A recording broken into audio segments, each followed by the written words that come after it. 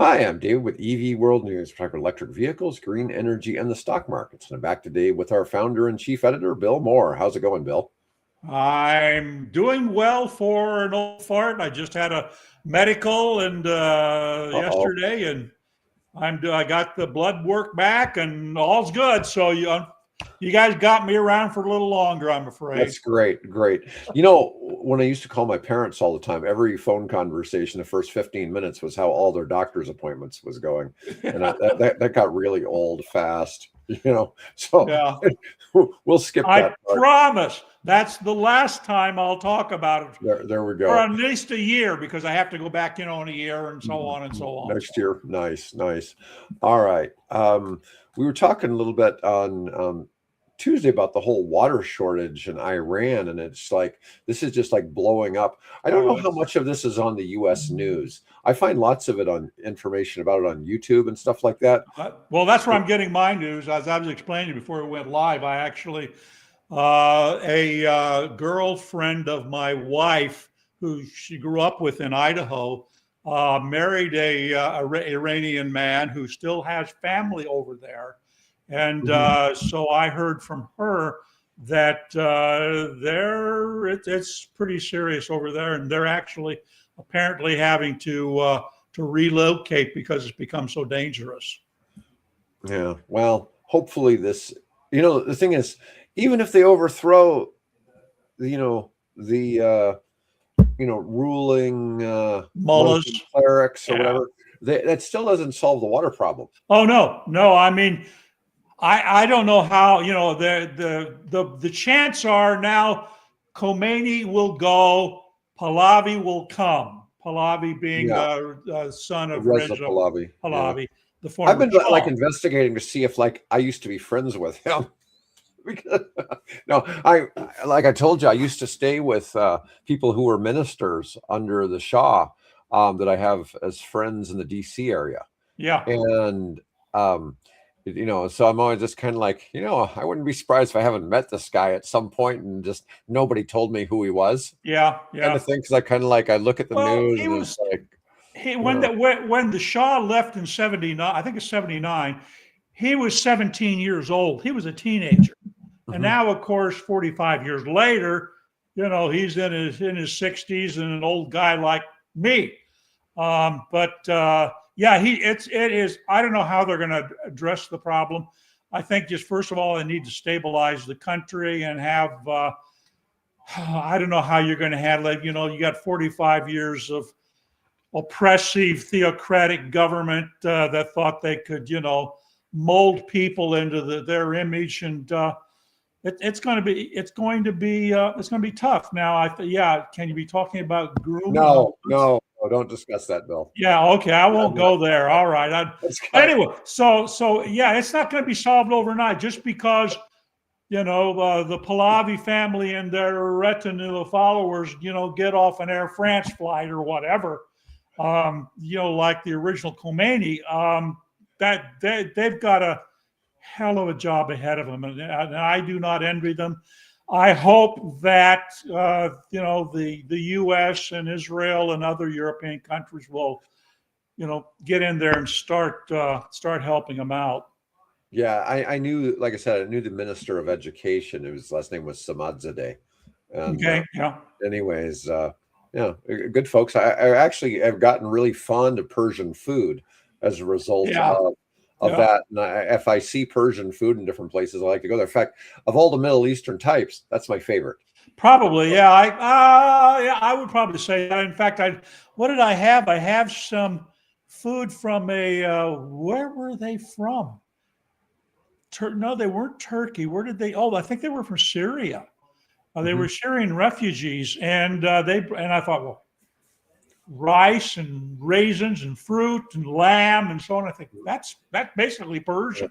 There's at the right by the Orlando airport at the Lake Nona exit, which is one exit east of the airport.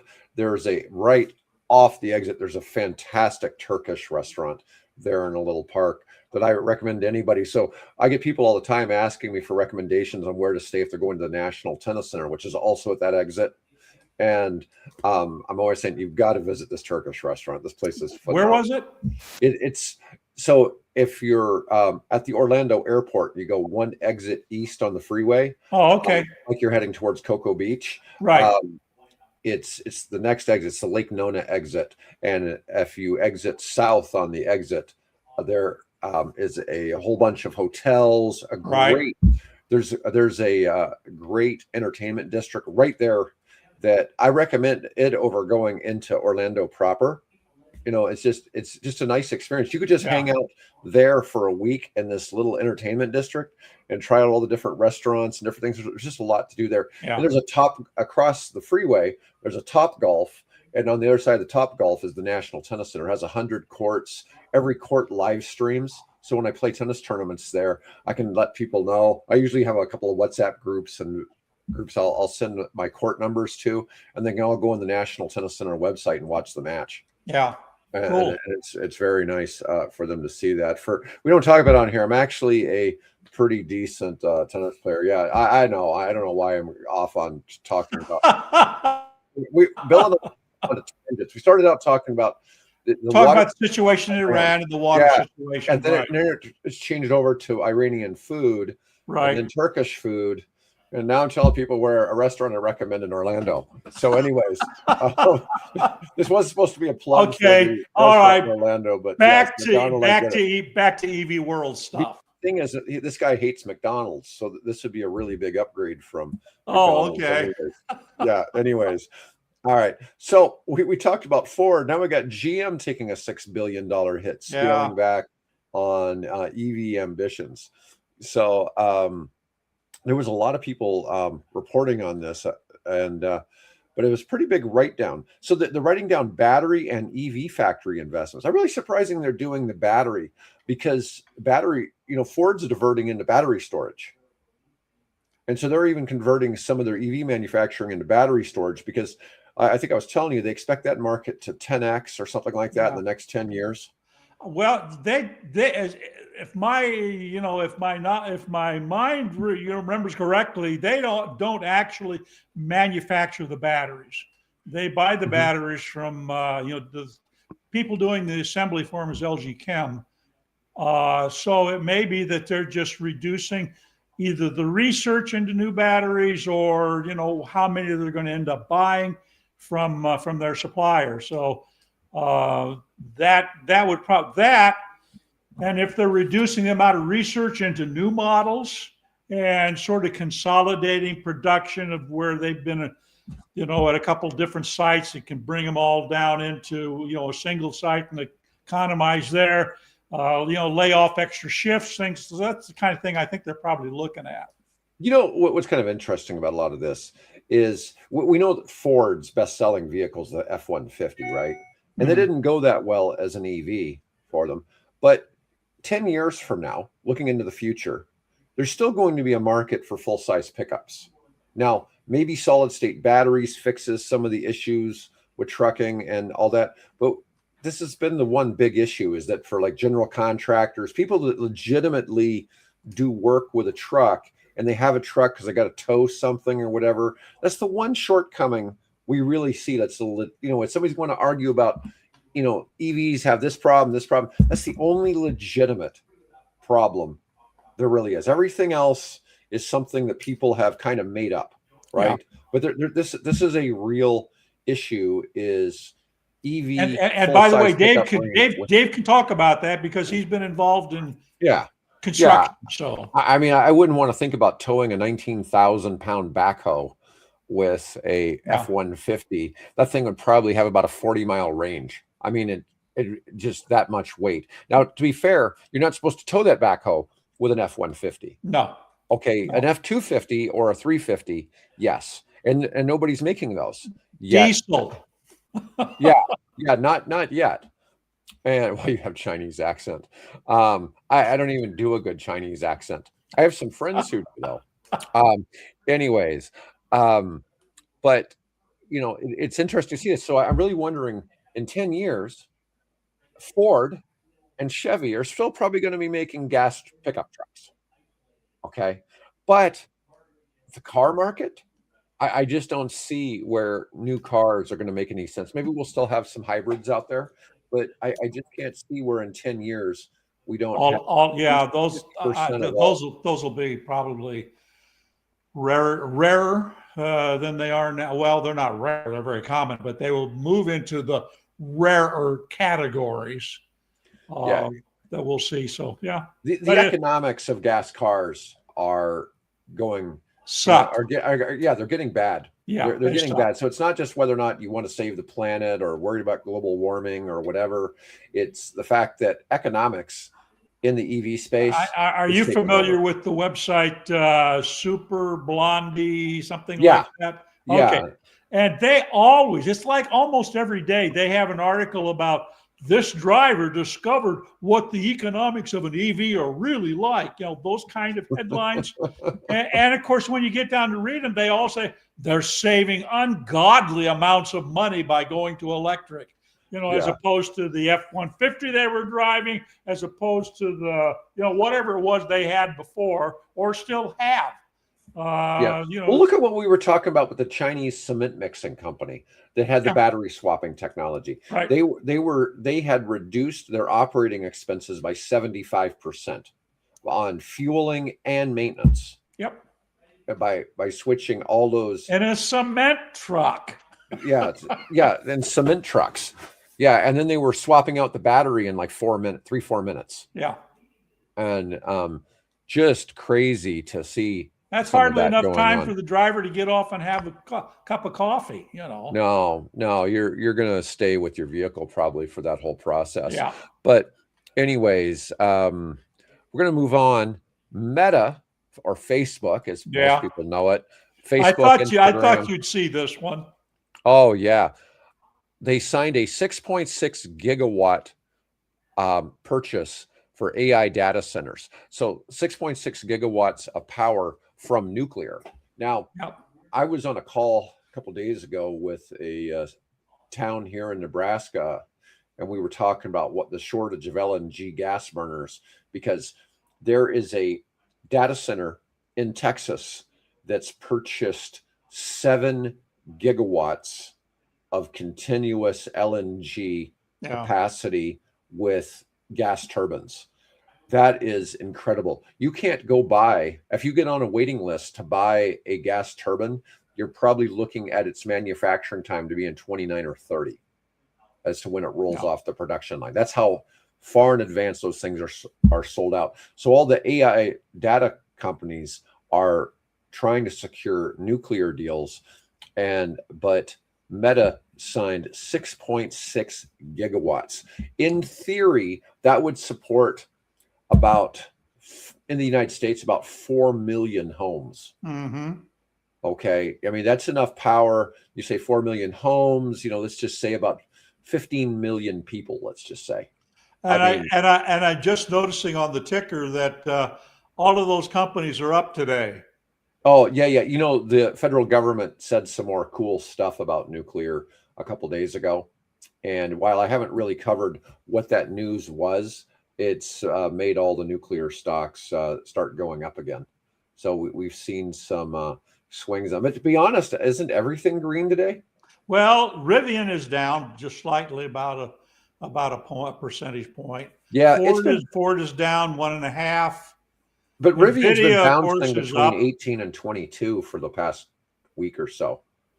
So it's kind of off. Yeah, Ford down 1%. I mean, that's not a big deal. $14 for Ford's a pretty good price for the stock. I mean, not cheap. I mean, it's if you're holding it, that's a pretty good number. Yeah, but you know, you look at our AI stocks like AMD is only up 1%. You know, Microsoft's down. Oh, no, well, it's not really down. NewScale's up over 5.5. Yeah, I mean that's pumping. In the where's your? Well, I don't see your Oklo on there. That they were part of this. They were. Deal. Yeah, and Oklo's not on the list. I'm kind of curious to see where it's at right now. Oklo. Yeah, there's what, 3 companies? The Oklo I recognize. Oh God, they're up 9.83%. So they had dipped. Remember, I said you know it was going to go down to like $75, and it went to about 73. It's at 107 today. I should have bought back in then. Yeah, but I'm pretty happy with the ride I took. I know a guy who runs a pension fund that bought Oklo at $1. He's holding Oklo. He bought it $1. Okay, for his pension fund. Okay, that is really. I wouldn't be surprised if he hadn't sold a big chunk of it when it went up to $180 or whatever it was. But yeah, they're up 10%. It's still climbing. Yeah, I suspect it's going to be in the ticker feed now. Well, I wonder if it's because of that news about Meta. Yeah. Oh, absolutely. This is huge news. So Meta secured 20-year power purchase agreements with Vistra, TerraPower, which is Bill Gates, and Oklo. Oh, that's who that is. Okay. Yeah, and to expand nuclear capacity by 6.6 gigawatts, includes restarting existing plants and deploying SMRs. Big tech's massive energy demands for AI are driving nuclear power investments, with Oklo deploying 1.2 gigawatts of small reactors in southern Ohio, specifically for Meta. So what's happening is there's been a lot of stuff on the technology side that's being developed, and there's been a lot of talk about what's going to happen with that, with NRC. Well, what's happening now is these companies are actually getting contracts to sell power. And that's where the real money is in the space. It's not that people are going to sell reactors, they're going to sell power. Yeah. So where are they at? I mean, none of those guys at this point have an actual working reactor or power they can fulfill the contract to Meta, right? Well, see, that's the thing. It's whenever they can start. These contracts are written 20 years from the day they start being able to supply power. Oh, okay. So here's the thing. This stuff isn't theoretical. So the U.S. scientists helped the Chinese build one that went active about a year and a half ago. Okay, that's a this is still mostly third gen technology. The one in China is fourth gen. Okay, but it was U.S. scientists. All this stuff's proven. Okay, but the challenge has been scaling it down into an SMR. But what's funny about the whole SMR idea is technically most of the reactors like the U.S. Navy uses are really SMRs. Right. Okay. Small modular reactors for folks that aren't familiar with the jargon. Yeah. So, and obviously the submarines aren't running around with a giant cooling tower, on the back of the sub. They don't have to. They're surrounded by one. Cold water. Yeah. Yeah. But so, it's different in that regard. But the Navy's safely been running nuclear power for about 60 years. Yeah, since the 50s, since the Nautilus. Yeah. Anyways, Illinois lifts a nuclear moratorium, opens the doors for new large reactors. Illinois had previously had a moratorium. They have nuclear, but they had, put a moratorium on new reactors. Consolidated Edison or something like that. Yeah. The Clean and Reliable Grid Affordability Act. Man, I'm surprised you didn't throw common sense in there. They like to throw the words common sense into the name of things, right? The Clean and Reliable Grid Affordability Act lifts a decades-long ban on new large reactors in Illinois, responding to projected energy shortages. The legislation incentivizes battery storage and other measures to bolster grid reliability as demand surges. Illinois is joining a growing number of states embracing nuclear as essential for meeting clean energy goals and data center demand. Let's see. All right, we'll move off from nuclear now. And Tesla Q4 numbers dropped 16%, the first back-to-back annual decline. Tesla only delivered, this is for the fourth quarter, 418,000 vehicles, down 16% year over year, total of 1.64 million for the year, the second consecutive annual decline. Obviously, Tesla moved into number 2 in the world behind BYD for total production. BYD, 2.26 million vehicles for the year. Yeah. Now, I wonder, though, I bet you Tesla did a lot more dollar volume in those sales, though. than BYD, probably by almost double. I mean, a lot of those BYDs are $10,000 cars. Right. You know, they do have more expensive stuff, but a lot of that is really inexpensive compared to, Yeah, the US. Seagull and the Sea Lion, or Yeah. whatever those various models are. Yeah. I don't know what it is, but I would bet that Tesla probably did double the dollar volume in car sales that BYD did, just because their cars are so much more expensive. Despite the weak delivery numbers, analysts predict 11.6% revenue growth and 42% earnings growth in 2026. 42%, suggesting the market is looking beyond vehicles to AI and robotics. I mean, it's interesting. Now, Tesla's always had the best profit margins for their cars. So even though, people might criticize some of their sales, it's like they're still maintaining profit margins. So yeah, interesting. I came with a couple of stories that are, I guess, related to this. One is that apparently in December, sales of Tesla vehicles actually set a new monthly record. Mhm. So that would seem to indicate that all is not lost. Whereas I'm seeing also at the same time a story saying how much longer can the Berlin Gigafactory continue to stay open. Mm-hmm. So you're getting, bipolar, if you will, bipolar bits of news on Tesla, which I guess is not built confidence building, Yeah. but that could very well be the reality. Yeah. Well, you never know. All right. Let's talk solid state batteries. Yeah. All right. A simple design change could fix major issues. South Korean researchers discovered a structural redesign that improves solid state battery performance up to 4 times without expensive metal additives. The innovation rearranges internal architecture to help lithium ions move more freely, potentially making solid state batteries commercially viable. This has always been my thing. People talked about introducing a vehicle with solid state batteries. What I've never really seen is the economics of solid state. I have that for you. Let me try to find it, because I did a little research. I knew you would raise this issue. Because I always talk economics. I know. Where did I put the page? Let's see here. Here I'm we go. predictable in that way.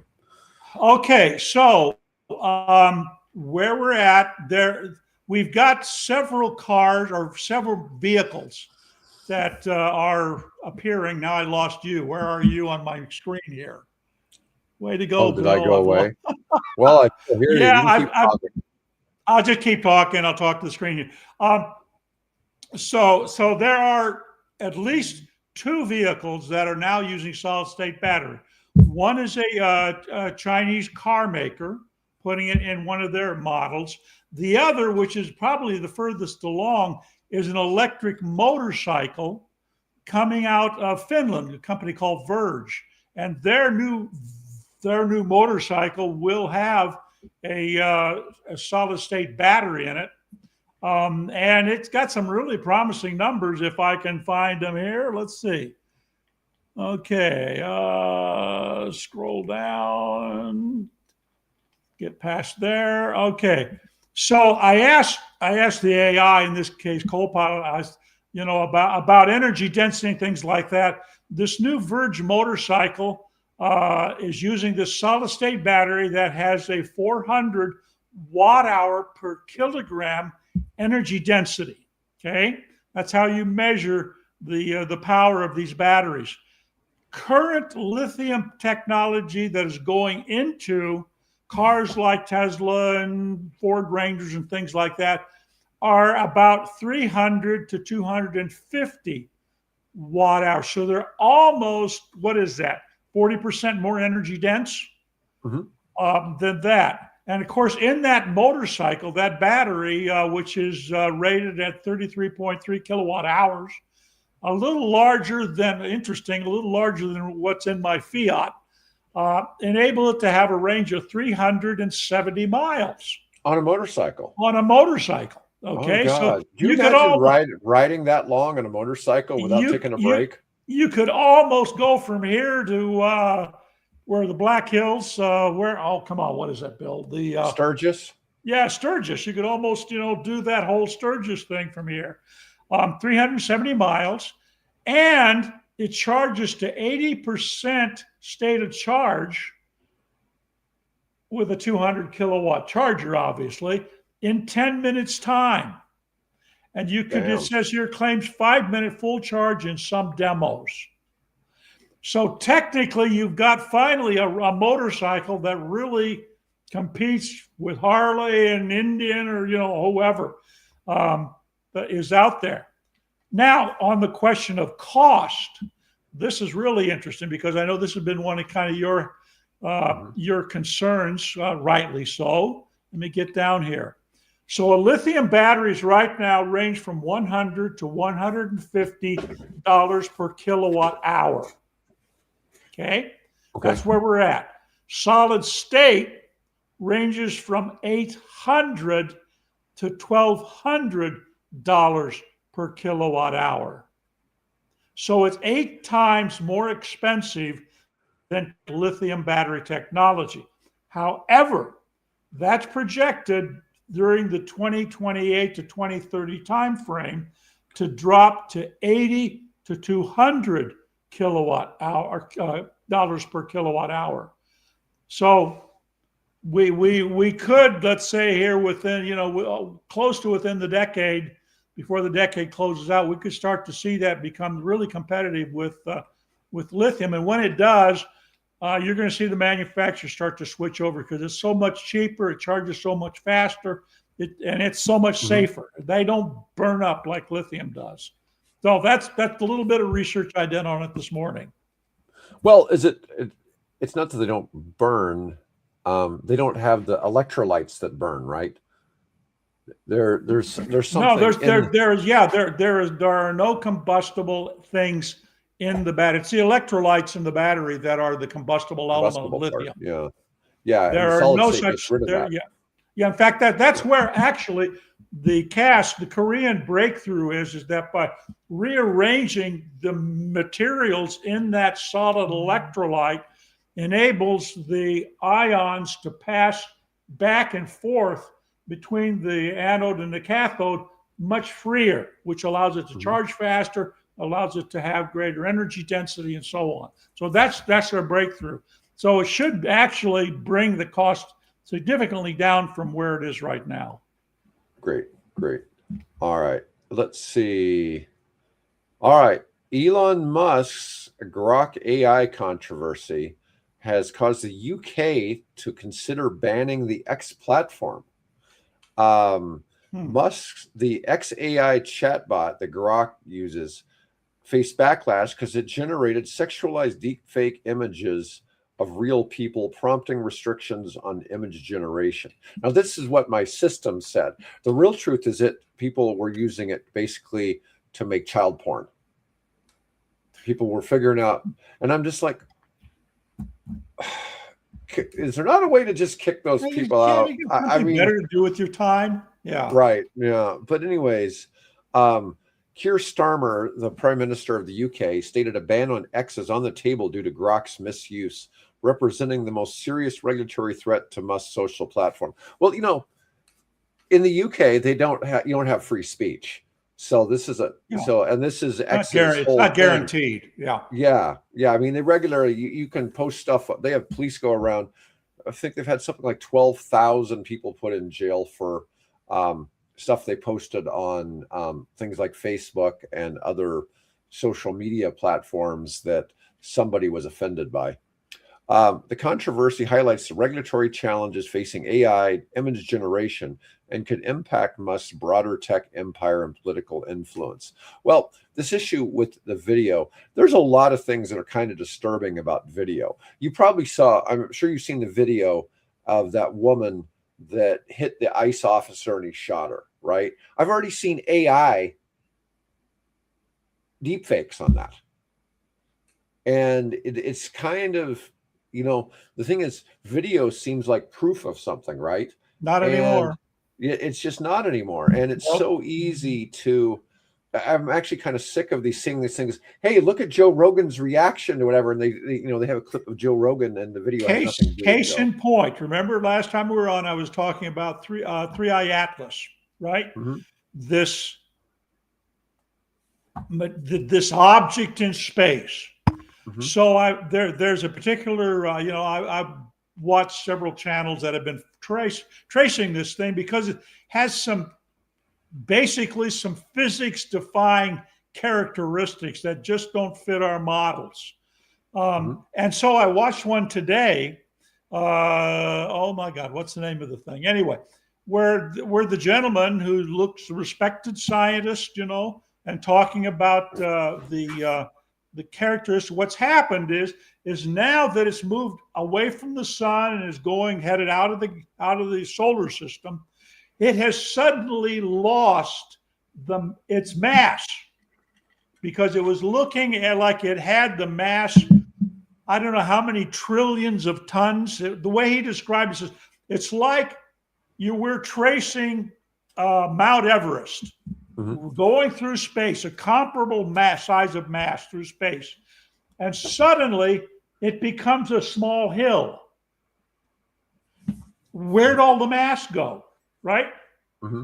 And so what's happening with this thing is completely defies our current understanding of how the universe works. Mm-hmm. Okay? I keep thinking, but this guy always says 3 How does 3I Atlas? It's like I would normally say 3I Atlas. Anytime I see that where they're talking about they're having a trouble linking numbers, I know that's AI. Mm-hmm. So I got to looking, and sure enough, this is a whole AI thing that's put together, but it looks real. It's like, I am real, folks. I'm not AI talking right now. Right. But you can't, it's so realistic, except for the phrasing of what he's saying. And it's only in how he identifies this stellar object, or not stellar, this object out in space. That is the clue. It's that real. Mm-hmm. Yeah. Well, there's obviously a lot of deep fakes going on. I mean, it gets old. I mean, I like to follow health information from a Dr. Peter Attia, and then I see videos and they're using his voice, but it's not him. It's not him. Yeah, and they're producing their own content. Another one is George Will, the conservative mm-hmm. commentator. Yeah. There's this whole channel of George Will talking about current political situation, with Epstein and all that mess. It's not George Will, and same way with George Conway, the former husband of, whatever her name was, with the first Trump administration, Kellyanne Conway, her husband, mm-hmm. who's now running for Congress, I think, in the state of New York. I'm thinking, wow, this is amazing. It turns out, nope, not him, not George, it's all AI. Yep. Yeah. It's pretty easy to digitize somebody's voice. Oh yeah. I shouldn't say it takes work, but it's doable. It's doable. And it's doable really accurately.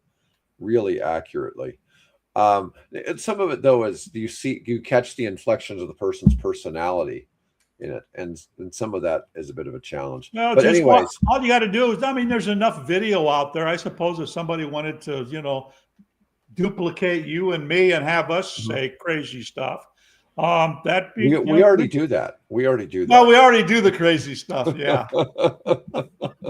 Anyways, all right. So we've talked about battery storage in the U.S. So the grid storage market has actually become oversupplied now. There's so much energy storage. The market flipped almost overnight from shortage to oversupply right at the start of this year. Oversupply may lower costs. It also signals potential market consolidation and pricing pressure on battery manufacturers. There's a lithium demand revival. The storage boom is strengthening the demand for lithium, which there's no shortage, like we always say, there's no shortage of lithium mining. It's just that the price keeps dropping. Yeah. All right. talked about that one. All right. Kia has a new EV2. Oh, Yeah, let's take a look at this one. looks like a small, what is that? The Jeep model. You know, Jeep has that one Compass or whatever it's called. Oh, yeah, it's a pretty good comparison. Yeah, Yeah, although I mean, a little, obviously a little more boxy, doesn't have the famous Jeep, you know, round headlights and all that kind of stuff. But I a lot like of it. It's an yeah, attractive car. a lot of your Kia and Hyundai models have this look now. But what do we get here? 42 kilowatt battery. Let's see, 42 or 61 kilowatt hour batteries. Let's see what we get here. 10 to 80% charging in 30 minutes. Vehicle to load. Yeah, It was revealed that we say that it's revealed at the Brussels Motor Show, and from what the speculation is, it currently will not be available to U.S. buyers. It'll be available to manufactured. Oh gosh, Slovenia or somewhere like that. It'll be manufactured in Europe. Yeah. It's shorter than the Volvo EX30. Should be easy to park. It's 60 inches tall, about 5 feet. 71 inches wide. There are smaller cars out there like the Hyundai Inster, which we don't have it over here. Right. Let me see. What specs did they reveal? I'm trying to see if they revealed anything other than just the battery size. Yeah, I think the expected range. The small battery, 317 miles. Oh no, I'm sorry, kilometers. Kilometers, yeah. The bigger battery, 448 kilometers. Yeah. Let's see here. Which 200? That the first one's somewhere around 170 miles, and the other one, 400, would be somewhere just over close to 300 miles. Yeah, about that. Let's see. And not a whole lot of other information they really revealed. No, I think I saw the speculation is going to be somewhere around 30,000 euros in that area. Yeah. Well, probably not going to be announced for the U.S. market. Yeah, we're such EV haters over here in the U.S. I guess I can see that. Yeah, if you're a car company, if I were a car company, I was going to start building EVs. I wouldn't do it here. I wouldn't aim for this market.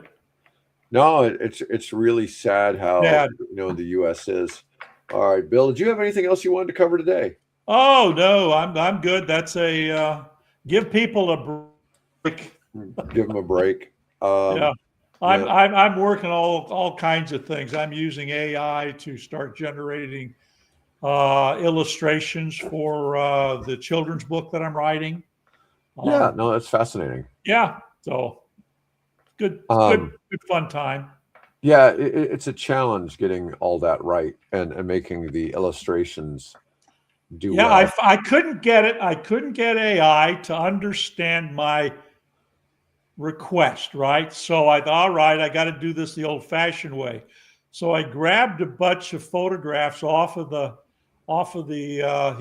Google image section and sort of cut and pasted them together, right? Kind of like a collage, and said, now here's what I want you to do.